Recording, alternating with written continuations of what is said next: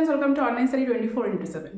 তোমরা সকলেই জানো 18 জুন তোমাদের নেট এক্সাম হতে চলেছে, ইউজিসি নেট।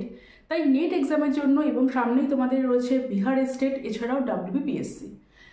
এই চ্যানেলে কিন্তু তোমাদের ফিলোসফির জন্য মক টেস্ট কিন্তু চালু হয়ে গেছে, সেটা নেট এক্সাম বলো, বিহার স্টেট বলো এবং WBPSC বলো। তাই যারা মক টেস্ট যারা দিতে চাও তারা ভিডিওর নিচের নাম্বারে যোগাযোগ করে জেনে নিও তোমরা সেই মক টেস্টগুলো কীভাবে দিতে পারো। আজকে আমি তোমাদের সাথে ফিলোসফি অফ ল্যাঙ্গুয়েজ নিয়ে আলোচনা করব। ফিলোসফি অফ ল্যাঙ্গুয়েজ একটা ফিলোসফির ক্ষেত্রে ভীষণই একটা ইম্পর্টেন্ট একটা পার্ট। সেই পার্টটাকে নিয়ে আজকে আমরা আলোচনা করব। এবং ফিলোসফি অফ ল্যাঙ্গুয়েজ যখন আমরা আলোচনা করব, আমরা ফার্স্টে যে বিষয়টা নিয়ে আলোচনা করব সেটা হলো ডেফিনেট ডেসক্রিপশন। Definite description. আজকে আমরা এই ডেফিনেট ডেসক্রিপশন সম্বন্ধে সব কিছু বুঝবো, অর্থাৎ সুনির্দিষ্ট বর্ণনা, যে এটার সম্বন্ধে কি বলা হচ্ছে, এটা অ্যাকচুয়ালি কি, এটার বিষয়টা কি, এভরিথিং।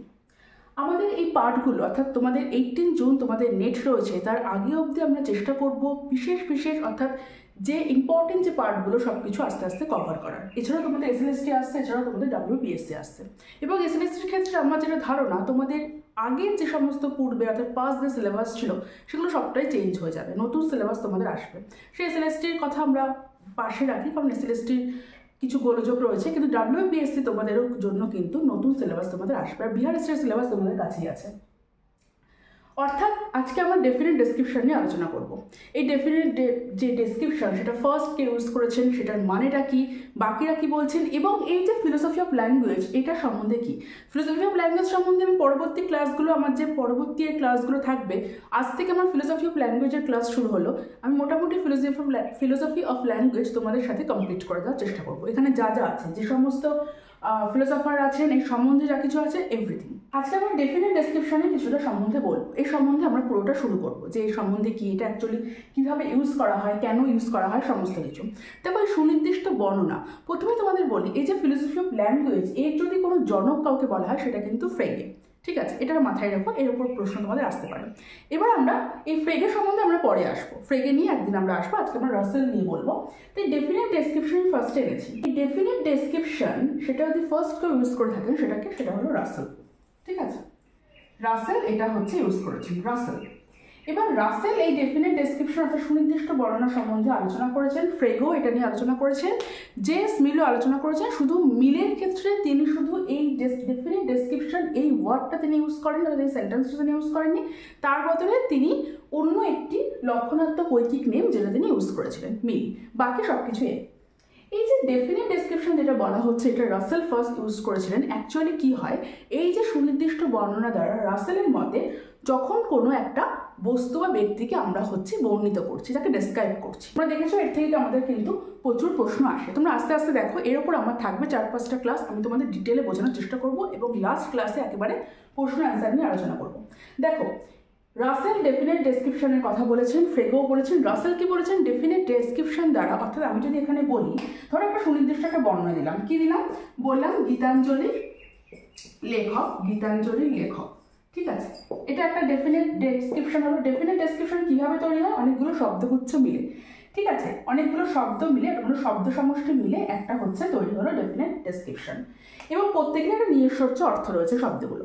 এবার এই যে ডেফিনেট ডেসক্রিপশন রাসেলের মতে এটা যাকে নির্দেশ করছে, গীতাঞ্জলির লেখক নির্দিষ্টভাবে কার দিকে বর্ণনা যাচ্ছে, সেটা হচ্ছে রবীন্দ্রনাথ, কারণ গীতাঞ্জলির লেখক রবীন্দ্রনাথ ছাড়া আর কেউ হতে পারেন না।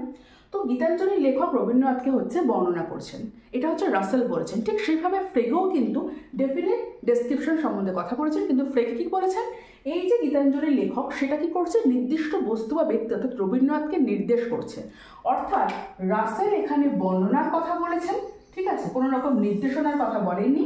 আর ফ্রেগে কি করেছেন, আমি লিখে দিচ্ছি, ফ্রেগে নির্দেশের কথা বলেছেন, নির্দেশের কথা। ঠিক আছে, একটা রেফার করা হচ্ছে, একটা ডেসক্রাইব করা হচ্ছে। এইটা মাথায় রাখবে, রাসেল ডেসক্রাইব করছে এবং ফ্রেগে রেফার করছে। কারণ এর উপর তোমাদের প্রচুর প্রশ্ন দেয়, যে রেফার কে করছে, বর্ণনাকে করছে, এই হিসাবে ধরে তোমাদের MCQ টাইপের করে স্টেটমেন্ট তুলে দেয়, সেগুলো তোমাদের বুঝতে হবে। এবং মিলও কিন্তু এই ডেফিনেট ডেসক্রিপশনের কথা বলেছেন, তিনি শুধু অন্য নাম দিয়েছেন, লক্ষণাত্মক ঐকিক নেম। মিল কি বলেছেন, জেস মিল বলেছেন যে বিশেষ এই যে গীতাঞ্জলি লেখক, এই যে সেন্টেন্সটা এটা কি করছে, এটা হচ্ছে কোনো নির্দিষ্ট বস্তু বা ব্যক্তি অর্থাৎ রবীন্দ্রনাথকে নির্দেশও করছে এবং তার বৈশিষ্ট্য এবং ধর্ম সম্পর্কে কথা বলছে। এটা হচ্ছে মিল বলছে। ঠিক আছে, একটা খুব ইম্পর্টেন্ট বিষয় যেটা আজকে তোমরা জেনে রাখবে, এই যে রাসেলের কাছে যেহেতু বর্ণনা করছে কোনো একটা নির্দিষ্ট বস্তু বা ব্যক্তিকে, সেই কারণে কি হচ্ছে, রাসেল কি করেছেন, রাসেল বলেছেন এই যে ডেফিনিট যে ডেসক্রিপশন যেগুলো হয়, যেহেতু এগুলোর নির্দেশনার কোনো জায়গা নেই, রাসেল নির্দেশকে হচ্ছে কেটেছেন। ঠিক আছে, নির্দেশে কেটেছেন, বর্ণনাকে যুক্ত করেছেন। যেহেতু নির্দেশের কোনো রকম এর কোনো কাজ নেই, যেহেতু ডেফিনেট ডেসক্রিপশন নির্দেশ করতে পারে না, তাই রাসেলের কাছে ডেফিনেট যে ডেসক্রিপশন সেগুলো হলো অসম্পূর্ণ অভিব্যক্তি, ইনকমপ্লিট সিম্বল। ঠিক আছে, এগুলো হচ্ছে ইনকমপ্লিট। ঠিক আছে, এটা মাথায় রাখবে, এগুলো হচ্ছে ইনকমপ্লিট সিম্বল বা অসম্পূর্ণ অভিব্যক্তি। ঠিক আছে, অসম্পূর্ণ অভিব্যক্তি। ঠিক আছে, কিন্তু ফ্রেগে যেহেতু বলছেন ডেফিনেট ডেসক্রিপশনকে নির্দেশ, এটা রেফার করে কোনো বস্তু ব্যক্তিকে, তাই ফ্রেগের কাছে কিন্তু ডেফিনেট যে ডেসক্রিপশন যেগুলো সেগুলো কিন্তু কমপ্লিট সিম্বল। ঠিক আছে, সম্পূর্ণ অভিব্যক্তি বা কমপ্লিট ইমপ্রেশন যাই বলে না কেন। তোমাদের কাছে এটা ক্লিয়ার হলো, রাসেল ডেফিনেট যে ডেসক্রিপশন তাকে রাসেল বলেছে ইনকমপ্লিট এক্সপ্রেশন, কিন্তু ফ্রেগে এটাকে বলেছেন কমপ্লিট। কেন বলেছেন, কারণ ফ্রেগের কাছে এটা রেফার করতে পারে ডেফিনেট ডেসক্রিপশন, কিন্তু রাসেল বলেছেন ডেফিনেট যে ডেসক্রিপশন সেটা কিছু রেফার করতে পারে না, ডেসক্রাইব করে অর্থাৎ বর্ণনা করে। আজকে তোমরা ডেফিনেট যে ডেসক্রিপশন সেটা তোমরা জাস্ট সূচনা আমি তোমাদের সামনে করলাম।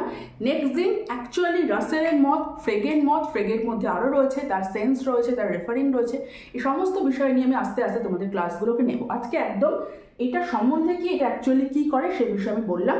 রাসেল আর ফ্রেগের জাস্ট কিছু মতপার্থক্য নিয়ে আলোচনা করলাম, যেগুলো তোমাদের শর্টে দেয়। এগুলোর ওপর থেকে তোমাদের প্রচুর শর্ট হয়, প্রচুর এমসিকিউ হয়। তোমরা যখনই তোমরা নেট বা সেট জানি তোমরা কোশ্চেন করো না কেন, তোমরা সেটা দেখতে পারবে। নেক্সট দিন থেকে আমার কিছুদিন চলবে ফিলোসফি অফ ল্যাঙ্গুয়েজ, ফুল আমি ফিলোসফি অফ ল্যাঙ্গুয়েজ তোমাদের সাথে কমপ্লিট করে দেবো। দেখা হচ্ছে নেক্সট ক্লাসে।